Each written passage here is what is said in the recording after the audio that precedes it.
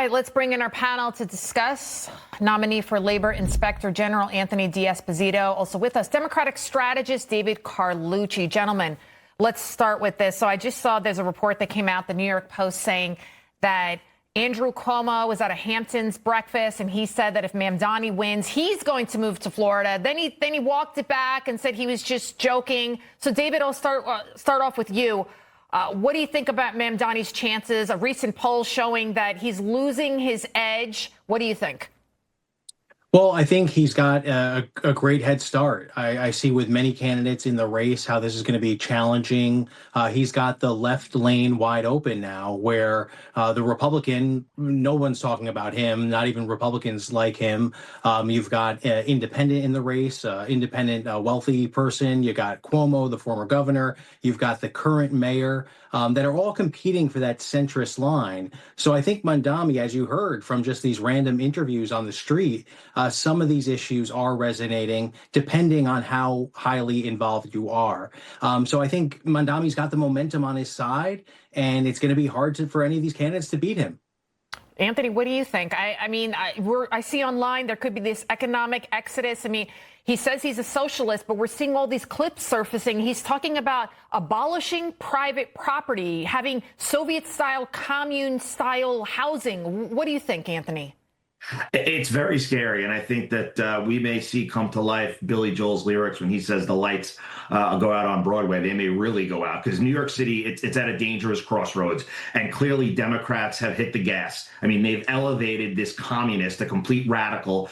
He wants to defund the police, abolish prisons, and turn New York City into a socialist experiment. But like was just mentioned, you now have three other candidates who are really vying for the same middle-of-the-road, moderate voter base, and it's going to be a scary ending. I think what we need to focus on here is, Andrew Cuomo likes to go to the Hamptons and say now he's an independent. He is not an independent. He was one of the architects of cashless bail, criminal justice reform, what has led to the downfall and the dangerous times that we see in New York City. So New Yorkers really need to get educated on who these candidates are and make the best decision for the future of New York City. We've got to go. So your prediction, David, who do you think comes out on top?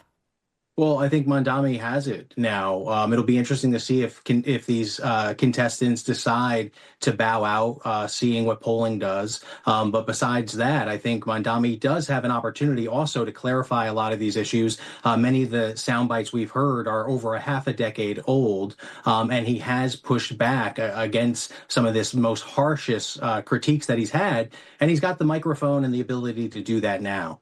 A lot of the sound bites were from 2020. I don't think they were that old. But Anthony, your thoughts? 5 years ago. 5 years ago, over a half a decade. So 5 years ago, that's not too long ago. It doesn't take long to look at our president, Donald Trump. We could just go back a year ago and see what nobody's he's bringing about the president. This is about this candidate. This guy says he wants. He's citing lines from Karl Marx. Yeah, but as we've seen in current political climate, it doesn't really matter that much. Yeah. Republicans are willing to forgive a lot of Donald Trump. And I think you'll see the same with Democrats and independents with Mamdani, if he can do that. I'm not guaranteeing that, but I'm saying he has that opportunity now, and it's his election to lose. Okay, Anthony, I want you to give you the table. There is absolutely nothing to forgive about someone who wants to make New York City a socialist experiment. I served in the NYPD. You want to abolish law enforcement. You want to turn New York City into this experiment, allowing people to do whatever they want. There is no forgiving of that. As I would love to see Curtis Lee be victorious in the mayor's race, I am not sure that a Republican is yet to win New York City. I think we need to make sure that he uses his incumbency correctly. He raises the money. Eric Adams may be our best choice. We'll leave it there. Anthony, David, thank you both. Good to be with you. Thank you.